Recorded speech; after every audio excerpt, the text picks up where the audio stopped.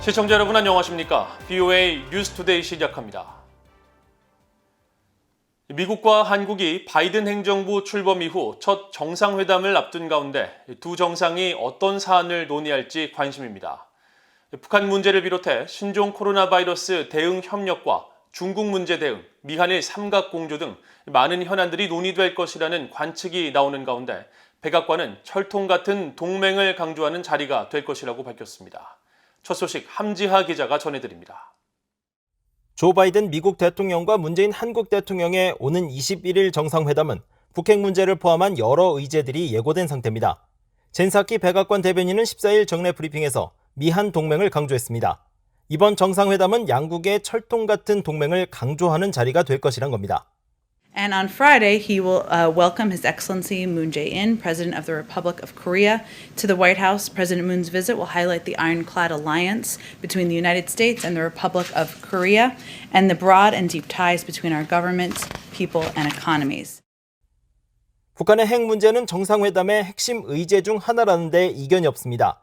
미국 정부는 대북 정책 검토를 마쳐 이 결과를 토대로 두 정상 간의 긴밀한 조율이 필요할 것으로 예상됩니다.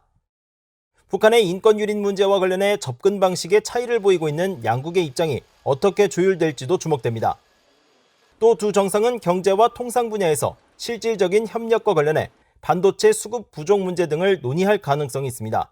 백신 수급 문제를 겪고 있는 한국 정부 입장에서는 신종 코로나 바이러스 감염증 대응 협력 방안 논의도 중요합니다. 한국과 일본의 갈등 해결 문제도 이번 정상회담의 의제에 반드시 포함됐을 것이라는 분석도 나옵니다.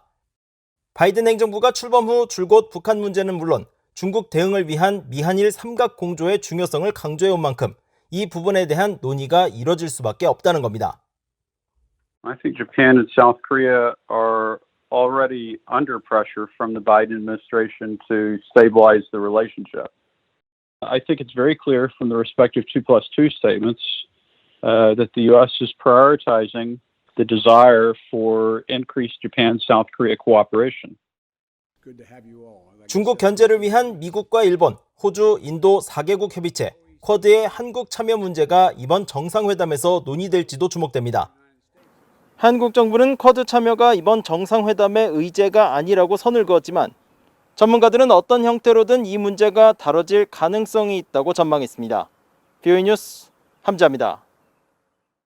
조 바이든 행정부는 매우 철저하고 엄격한 방식으로 대북 정책 검토 작업을 마쳤으며 미국의 목표는 한반도의 완전한 비핵화라고 미국 국무부가 밝혔습니다. 잘리나 포터 국무부 수석 부대변인은 14일 정례 전화 브리핑에서 대북 정책 검토 결과와 관련해 공식 발표 시기와 북한 측과의 접촉, 검토 결과 전달 여부를 묻는 BOA의 질문에 우리는 어떠한 사적인 외교 서신도 공개하지 않을 것이며 대북 정책 검토의 구체적 내용을 발표할 일정은 없다고 말했습니다. 포터 부대변인은 그러나 미국 정부는 매우 철저하고 엄격한 방식으로 대북 정책 검토를 마쳤으며 미국의 목표는 한반도의 완전한 비핵화라는 점을 거듭 강조했습니다.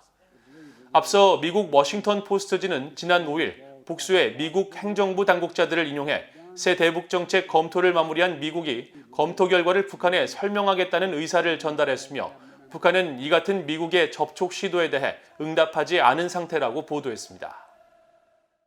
미국 상원에서 북한과 중국 간의 불법적 거래에 대해 제재를 강화할 것을 촉구하는 내용 등이 담긴 대중국 패키지 법안이 곧 의결될 전망입니다. 현행 대북제재법을 적극 활용해 북한을 불법적으로 돕는 중국의 개인과 기관에 대한 강력한 제재 부과를 권고하는 내용 등이 담겼습니다. 이조은 기자가 전해드립니다. 미국 상원은행위원회는 13일 셰러드 브라운 위원장과 패투미 공화당 간사가 금융서비스 분야에서 중국의 악성 행위에 대응하는 조치를 담은 2021년 중국 도전대처 법안에 합의했다고 밝혔습니다. 이 법안은 12일 상무위원회가 의결한 또 다른 대중국 법안인 무한 국경 법안의 패키지 법안 형태로 본회의에 회부됐습니다. 은행위의 대중국 법안에는 불법적인 대북 원조와 북한과의 불법 교역을 포함해 홍콩 인권, 사이버 간첩 행위 등 여러 사안과 관련해 중국을 적극 제재하도록 촉구하는 내용이 담겼습니다. 대통령이 대북제재법 등 현행법이 의무화하고 있는 제재 조치와 행정명령을 통한 제재 권한을 적극 활용해 중국 정부와 개인, 기관에 보다 강력한 제재를 부과해야 한다는 겁니다. 북한과 관련해선 지난 2016년 제정된 대북제재와 정책강화법과 2019년 제정된 오토원비어 북핵제재와 시행법이 법안에 언급됐습니다. 특히 미국이 국제금융기관에서의 의결권을 활용해 대북제재를 이행하지 않는 국가에 대한 국제금융기관의 지원을 막도록 한 원비어법 7124항에 따른 대통령의 권한을 사용해 중국의 악성 행위에 대응할 것을 요구했습니다.